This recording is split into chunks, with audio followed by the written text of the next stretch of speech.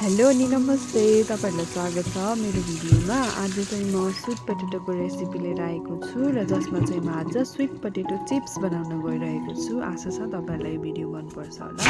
Sweet पोटेटोलाई सुरुमा चिसो पानीमा मजाले पखाल्ने र पखालिसकेपछि चाहिँ स्विट पोटेटो ठुलो भएको कारणले गर्दाखेरि यसलाई हाफमा काट्ने र स्लाइस गर्ने। सुरुमा त ठुलो भएर मैले यसलाई चक्कुले स्लाइस गरेँ र त्यसपछि चाहिँ जब सानो हुन्छ त्यसपछि चाहिँ आलु स्लाइस गर्ने कुराले मजाले स्लाइस गरेँ र यसलाई चाहिँ एउटा भाँडामा राखेर चाहिँ मजाले 5-7 चोटि चाहिँ चिसो पानीमा पखालेर चाहिँ यहाँ भएको चाहिँ मैलाहरू सबै फाल्छु र त्यसपछि चाहिँ एउटा सफा कपडा लिने र सफा कपडामाथि चाहिँ यसलाई चाहिँ एउटा गरेर राख्ने र एउटा गरेर राखेर चाहिँ यसलाई लगभग 2-3 घन्टा चाहिँ सुक्नलाई छोडिदिने र जब यो सुक्खा भइसक्छ, हल्का यसो हेर्दाखेरि सुक्खा जस्तो देखिन्छ, त्यस बेलामा चाहिँ फेरि टिस्यु पेपरले चाहिँ माथिबाट मजाले सुक्खा गराउने र सुक्खा गराइसकेपछि चाहिँ भेजिटेबल ओइलमा चाहिँ यसलाई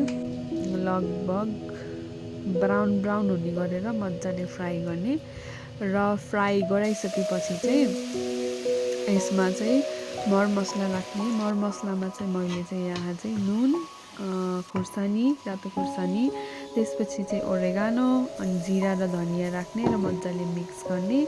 एकदमै मिठो हुन्छ।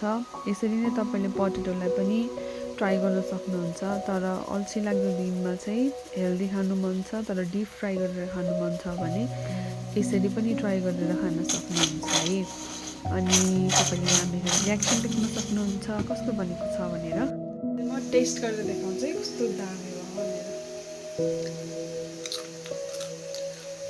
क्रन्ची यम्मी भयो।